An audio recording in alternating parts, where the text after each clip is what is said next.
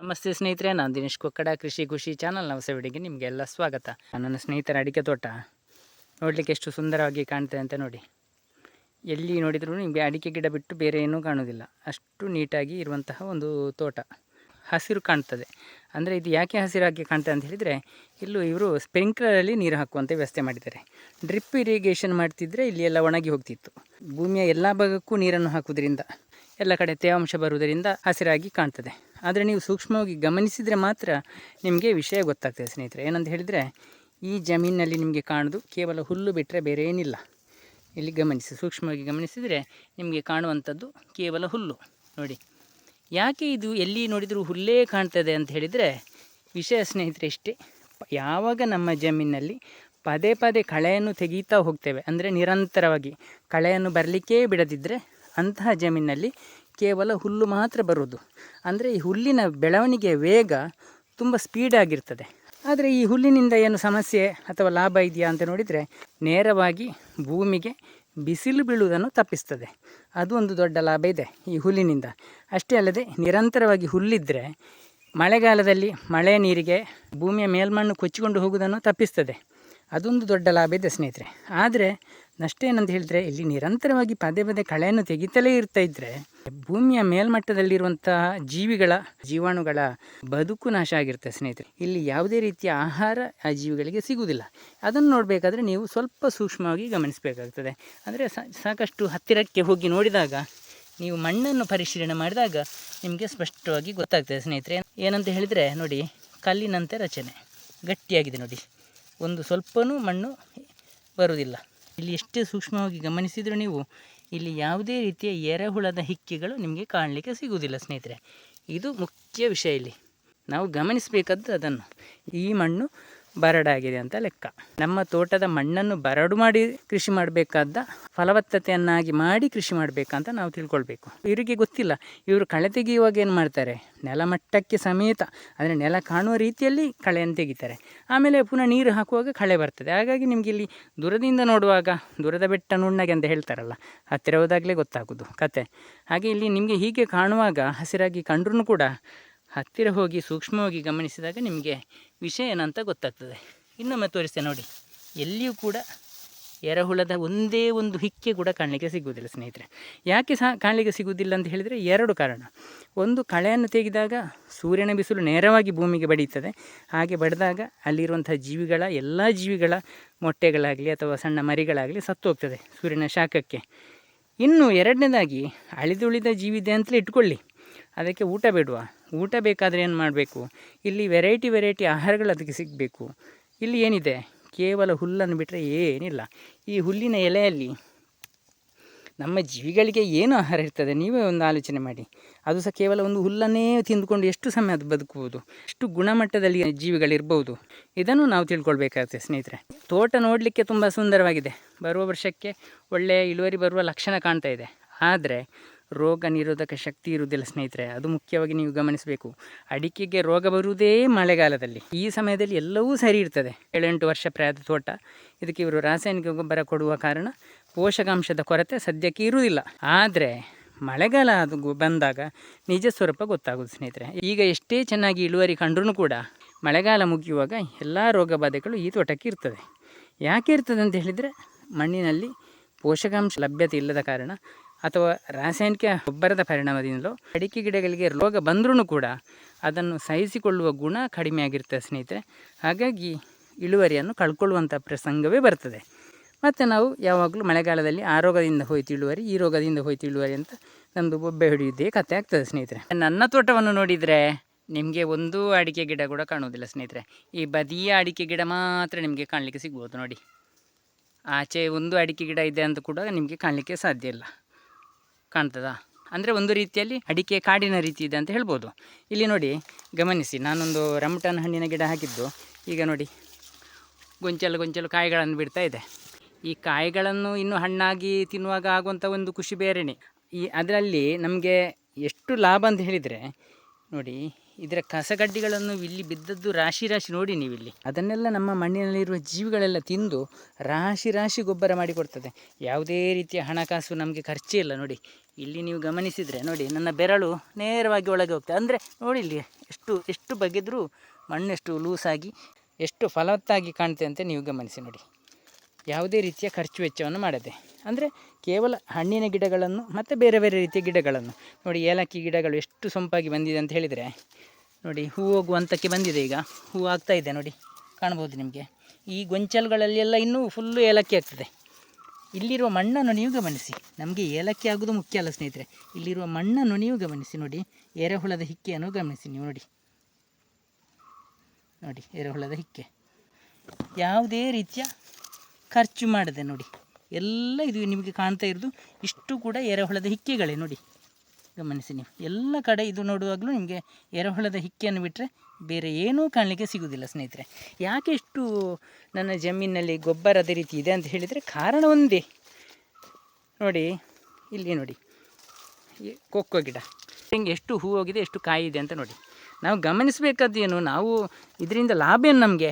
ಇದರ ಕಸಗಡ್ಡಿಗಳು, ಇದರ ಎಲೆಗಳು ನೋಡಿ ಎಲ್ಲ ಬಿದ್ದಿದೆ. ಇಲ್ಲಿ ಕೊಕ್ಕೋ ಗಿಡದ ಎಲೆಗಳು. ನಾವು ನೋಡಬೇಕಾದ ಇಲ್ಲಿ ಮಣ್ಣು ಹೇಗಿದೆ ಅಂತ ನೋಡಿ. ಕೊಕ್ಕೋ ಗಿಡದ ಅಡಿಯಲ್ಲಿ ನೋಡಿ. ಇದು ಎಲ್ಲಿಯಾದರೂ ದುಡ್ಡು ಕೊಟ್ಟರೆ ಸಿಗ್ತದ ಇಂಥ ಗೊಬ್ಬರ? ಎಲ್ಲಿಯಾದರೂ ನಿಮಗೆ ಮಾರ್ಕೆಟಿಂದ ತರ್ಬೋದು ಇಂಥ ಗೊಬ್ಬರವನ್ನು? ಆದರೆ ಇಲ್ಲಿ ನಾವು ಯಾವುದೇ ರೀತಿಯ ಖರ್ಚು ಮಾಡದೆ ಕೇವಲ ಗಿಡಗಳನ್ನು ನೆಟ್ಟು ನೋಡಿ. ಇದನ್ನು ಅಡಿಕೆ ತೋಟ ಅಂತ ಹೇಳಲಿಕ್ಕೆ ಸಾಧ್ಯನೇ ಇಲ್ಲ, ಅಡಿಕೆ ಕಾಡು ಅಂತ ಹೇಳ್ಬೋದು. ಅಷ್ಟು ಗಿಡಗಳನ್ನು ನಾನು ನೆಡ್ತಾ ಬಂದಿದ್ದೇನೆ. ಅಷ್ಟೇ ಅಲ್ಲದೆ ಬಾಳೆ ಗಿಡ ಅಷ್ಟು ಒಳ್ಳೆಯ ಗಿಡ ಇಲ್ಲ ಅಂತಲೇ ಹೇಳ್ಬೋದು. ನೋಡಿ ಎಷ್ಟು ಸೊಗಸಾಗಿ ಬಂದಿದೆ ಅಂತ ನೋಡಿ. ಇದರ ಬುಡವನ್ನು ಗಮನಿಸಿ ನೋಡಿ ಹೇಗಿದೆ ನೋಡಿ. ಆಗ ತೋರಿಸಿದ ತೋಟಕ್ಕೂ ಈಗ ತೋರಿಸುವ ತೋಟಕ್ಕೂ ಎಷ್ಟು ವ್ಯತ್ಯಾಸ ಇದೆ ಅಂತ ನೋಡಿ. ನೋಡಿ ಇಲ್ಲಿ ನುಗ್ಗೆ ಗಿಡ ನೆಟ್ಟಿದ್ದೇನೆ. ಇಲ್ಲಿ ಒಂದು ನುಗ್ಗೆ ಉಳಿದುಕೊಂಡಿದೆ ನೋಡಿ. ಎಷ್ಟು ದೊಡ್ಡ ಸೈಜು ನುಗ್ಗೆಯ ಗಾತ್ರವನ್ನು ಗಮನಿಸಿ ನೀವು ನೋಡಿ. ದಪ್ಪನೆಯ ಕೋಲಿನ ರೀತಿ ಇದೆ. ಅಂದರೆ ಇಲ್ಲಿರುವ ಮಣ್ಣಿನಲ್ಲಿ ಅಷ್ಟು ಪೋಷಕಾಂಶ ಸೃಷ್ಟಿಯಾಗ್ತಾ ಹೋಗ್ತದೆ ಸ್ನೇಹಿತರೆ. ನಾವು ಎಷ್ಟು ಗಿಡಗಳನ್ನು ನಾಟಿ ಮಾಡಿದ್ದೇವೋ ಅಷ್ಟು ಪೋಷಕಾಂಶ ಏರ್ತಾ ಹೋಗ್ತದೆ ವರ್ಷದಿಂದ ವರ್ಷಕ್ಕೆ. ನೋಡಿ ಇಲ್ಲಿ ಒಂದು ಬಾಳೆಗೊನೆಯನ್ನು ನೋಡಿ, ಎಷ್ಟು ದೊಡ್ಡ ಗೊನೆ ಹಾಕಿದೆ ಅಂತ. ದೊಡ್ಡ ಗೊನೆ ಹಾಕಿದೆ. ಮಾರಿ ಲಾಭ ಮಾಡುವುದಕ್ಕಿಂತಲೂ ನಮ್ಮ ತೋಟದಲ್ಲಿರುವ ಮಣ್ಣಿನಲ್ಲಿರುವ ಪೋಷಕಾಂಶವನ್ನು ಹೆಚ್ಚು ಮಾಡಿದರೆ ಅದೇ ನಮಗೆ ಲಾಭ. ನೋಡಿ ಇಲ್ಲಿ ನಾನು ಜಾಯಿಕಾಯಿ ಗಿಡ ನಾಟಿ ಮಾಡಿದ್ದೇನೆ. ಇದು ಕೇವಲ ಒಂದು 10 ದಿನದ ಹಿಂದೆ ನಾಟಿ ಮಾಡಿದ್ದಷ್ಟೇ. ಸಣ್ಣ ಗುಂಡಿ ಮಾಡಿ ನಾಟಿ ಮಾಡಿದ್ದೇನೆ. ಅಂದರೆ ನನಗೆ ಇಲ್ಲಿ ಕೆಲಸ, ಅಡಿಕೆ ತೋಟದಲ್ಲಿ ಕೆಲಸ ಏನಂತ ಹೇಳಿದರೆ ಕೇವಲ ಗಿಡಗಳನ್ನು ನಾಟಿ ಮಾಡೋದು ಅಷ್ಟೇ. ನಮ್ಮ ತೋಟವನ್ನು, ನಮ್ಮ ಜಮೀನನ್ನು ಭರ್ತಿ ಮಾಡಿಬಿಡೋದು ಗಿಡಗಳನ್ನು ನೆಟ್ಟು. ಅದು ನೈಸರ್ಗಿಕವಾಗಿ ಬಂದಿರುವಂಥ ಕಳೆ ಗಿಡ ಇರ್ಬೋದು ನೋಡಿ. ಇದು ನೈಸರ್ಗಿಕವಾಗಿ ಬಂದಿರುವಂಥ ಕಳೆ ಗಿಡಗಳೇ.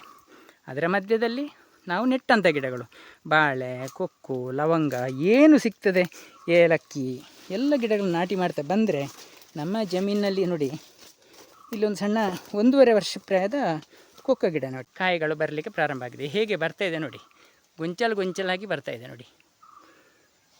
ಇದರ ಬುಡವನ್ನು ಗಮನಿಸಿ ನೋಡಿ. ಕೊಕ್ಕೋ ಗಿಡದ ಎಲೆಗಳು ಬಿದ್ದಿದೆಯಾ ಇಲ್ಲಿ ನೋಡಿ. ಅಷ್ಟೇ ಅಲ್ಲದೆ ಬೇರೆ ರೀತಿಯ ಕಳೆಗಳು ಕೂಡ ಇದೆ ಇಲ್ಲಿ ನೀವು ಗಮನಿಸಿ. ಇದರ ಅಡಿಯಲ್ಲಿ ಗೊಬ್ಬರದ ರಾಶಿಯೇ ಇದೆ ಸ್ನೇಹಿತರೆ. ಅದು ಎಂಥ ಜೀವಿಗಳೆಲ್ಲ ಇದೆ ಅಂತ ಎಲ್ಲ ಹೇಳಲಿಕ್ಕೆ ಆಗೋದಿಲ್ಲ, ಅಷ್ಟು ಜೀವಿಗಳು ಇದರ ಅಡಿಯಲ್ಲಿದೆ ನೋಡಿ. ಇದು ಸ್ನೇಹಿತರೆ ಕೃಷಿ ಅಂತ ಹೇಳಿದರೆ ನನ್ನ ಲೆಕ್ಕದಲ್ಲಿ ಇದು. ನಾನು ಮಾಡ್ತಾ ಇರೋದು ಸರಿಯಾ ತಪ್ಪಾ ಅಂತ ನಂಗೆ ಗೊತ್ತಿಲ್ಲ, ಆದರೆ ನನ್ನ ಮಟ್ಟಿಗೆ ಇದು ಅತ್ಯಂತ ಸರಿಯಾದ ವಿಧಾನ ಅಂತ ಹೇಳ್ಬೋದು. ಯಾಕಂತ ಹೇಳಿದರೆ ಇದರಿಂದ ಲಾಭ ಏನಂತ ಹೇಳಿದರೆ ನಮಗೆ ಯಾವುದೇ ರೀತಿಯ ಗೊಬ್ಬರ ಹಾಕುವಂಥ ಅಗತ್ಯ ಬರೋದಿಲ್ಲ. ಅಷ್ಟೇ ಅಲ್ಲದೆ ಬೇರೆ ಬೇರೆ ಗಿಡಗಳನ್ನು ನಾಟಿ ಮಾಡುವ ಕಾರಣ ನಮಗೆ ಅದರಲ್ಲಿ ಬರುವಂಥ ಕಾಯಿಗಳಾಗಲಿ ಅಥವಾ ಅದರಲ್ಲಿ ಬರುವಂಥ ಹಣ್ಣುಗಳಾಗಲಿ ಏನೇ ನಮಗೆ ಉಪಯೋಗ ಇದ್ದರೆ ಅದನ್ನು ಉಪಯೋಗ ಮಾಡಿಕೊಳ್ಳುವುದು. ಇಲ್ಲದಿದ್ದರೆ ಮಣ್ಣಿನಲ್ಲಿ ಹಾಗೇ ಬಿಟ್ಟರೆ ಅದು ಗೊಬ್ಬರವಾಗಿ ನಮ್ಮ ತೋಟದಲ್ಲಿರುವಂಥ ಮುಖ್ಯ ಕೃಷಿ ಯಾವುದು? ನಮಗೆ ಅಡಿಕೆ. ಮುಖ್ಯ ಕೃಷಿ ಅಡಿಕೆ ಆದ ಕಾರಣ ನಮಗೆ ಅದರಲ್ಲಿ ಇಳುವರಿ ಬಂದರೆ ಸಾಕು, ಅದಕ್ಕೆ ಬೇಕಾದಂತಹ ಪೋಷಕಾಂಶ ಸಿಕ್ಕಿದರೆ ಸಾಕು. ಅದನ್ನು ನಾವು ಲಾಭ ಅಂತ ತಿಳ್ಕೊಂಡ್ರೆ ಮತ್ತು ನಮಗೆ ಬಾಕಿದ್ರಲ್ಲಿ ಏನು ಅಷ್ಟೊಂದು ತಲೆಬಿಸಿ ಅಂತ ಬರುವುದಿಲ್ಲ. ನಮಗೆ ಗಿಡವನ್ನು ನೆಡ್ತಾ ಹೋಗೋದು ಅಷ್ಟೇ ನಮ್ಮ ಕೆಲಸ. ಎಷ್ಟು ನೀರು ಬೇಕು ಅಷ್ಟು ನೀರನ್ನು ಸಣ್ಣ ಮಟ್ಟಿಗೆ ಹಾಕ್ತಾ ನಮ್ಮ ತೋಟದಲ್ಲಿ ಬೇರೆ ಬೇರೆ ಗಿಡಗಳನ್ನು ನಾಟಿ ಮಾಡ್ತಾ ಬಂದರೆ ನಮ್ಮ ತೋಟ ಕೂಡ ಒಂದು ರೀತಿಯ ಕಾಡಿನಲ್ಲಿರುವಂಥ ರಚನೆಯನ್ನು ಹೊಂದಿ, ಅಂದರೆ ಕಾಡಿನಲ್ಲಿ ಮುಖ್ಯ ವಿಷಯ ಏನಂತ ಹೇಳಿದರೆ ಅಲ್ಲಿ ರೋಗ ಬಾಧೆ ಕಮ್ಮಿ ಇರ್ತದೆ ಸ್ನೇಹಿತರೆ. ಈ ತೋಟದ ನನ್ನ ಜಮೀನಿನಲ್ಲಿ ಅಡಿಕೆ ಗಿಡಗಳಿಗೆ ನೈಸರ್ಗಿಕವಾದಂತಹ ಗೊಬ್ಬರಗಳು ಸಿಗುವ ಕಾರಣ ತೋಟಕ್ಕೆ ರೋಗ ನಿರೋಧಕ ಶಕ್ತಿ ಕೂಡ ಹೆಚ್ಚಿರ್ತದೆ. ಅದು ಮುಖ್ಯವಾಗಿ ನಾವು ತಿಳ್ಕೊಳ್ಬೇಕಾದಂಥ ವಿಷಯ. ನಾವು ಗಿಡಗಳನ್ನು ನೆಡುವುದಕ್ಕಿಂತಲೂ ನಮ್ಮ ಮಣ್ಣಿನಲ್ಲಿರುವ ಗೊಬ್ಬರ, ಮಣ್ಣಿನಲ್ಲಿರುವ ಪೋಷಕಾಂಶ ಹೇಗಿರ್ತದೆ, ನಾವು ಯಾವುದೇ ರಾಸಾಯನಿಕ ಗೊಬ್ಬರವನ್ನು ಇದಕ್ಕೆ ತಾಗಿಸಿ ಕೂಡ ಇಲ್ಲ.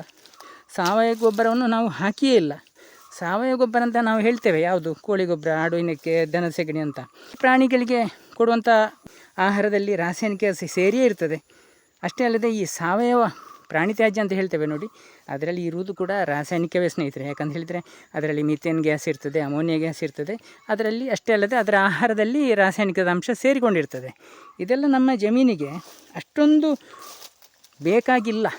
ನಾವು ಹೆಚ್ಚಿನವರು ಈ ಗೊಬ್ಬರದ ಬಗ್ಗೆ ಮಾಹಿತಿ ಇಲ್ಲದ ಕಾರಣ ಪ್ರಾಣಿಜನ್ಯ ಗೊಬ್ಬರ ಅಂತ ಹೇಳಿದರೆ ಜೀವ ಬಿಡ್ತಾರೆ. ದನದ ಸೆಗಣಿ ಅಂತ ಹೇಳಿದರೆ ಮತ್ತೆ ಹೇಳುವುದೇ ಬೇಡ, ಅಷ್ಟು ಒಳ್ಳೆಯ ಗೊಬ್ಬರ ಅಂತ ತಿಳ್ಕೊಂಡು ಬಿಟ್ಟಿದ್ದಾರೆ. ಆದರೆ ನಾವು ತಿಳ್ಕೊಳ್ಬೇಕಾದ್ದು ಏನು ಅಂತ ಹೇಳಿದರೆ, ಯಾವುದೇ ರೀತಿಯ ಗೊಬ್ಬರದ ಅವಶ್ಯಕತೆ ಇಲ್ಲದಿದ್ದರೂ ಕೂಡ ನಮ್ಮ ಜಮೀನಿನಲ್ಲಿ ಒಳ್ಳೆಯ ಇಳುವರಿಯನ್ನು ಪಡಿಬಹುದು. ಹೇಗೆ ಅಂತ ಹೇಳಿದರೆ ವೆರೈಟಿ ಗಿಡಗಳನ್ನು ನೆಡ್ತಾ ಹೋಗಿ. ನೋಡಿ, ಕಾಫಿ ಗಿಡ ನೆಟ್ಟಿದ್ದೇನೆ. ಕಾಫಿ ಕಾಯಿಗಳು ಹೂವಾಗಿ ಈಗ ಕಾಯಿ ಆಗುವ ಹಂತಕ್ಕೆ ಬಂದಿದೆ. ನೋಡಿ, ಇಲ್ಲಿ ಕಾಣಬಹುದು ನಿಮಗೆ ಸ್ಪಷ್ಟವಾಗಿ ಹೂವರಳಿ ಈಗ ಇದು ಕಾಯಾಗಿ ಸಣ್ಣ ಕಾಯಿಗಳಿದು. ಪಕ್ಕದ ಅಡಿಕೆ ಗಿಡವನ್ನು ತೋರಿಸ್ತೇನೆ ನೋಡಿ. ಮುಂದಿನ ವರ್ಷಕ್ಕೆ ಇಳುವರಿ ಹೇಗಿದೆ ಅಂತ ನೋಡಿ, ಎಷ್ಟು ದಪ್ಪನ ಗೊಂಚಲುಗಳು ಬರ್ತಾಯಿದೆ ಅಂತ ನೋಡಿ.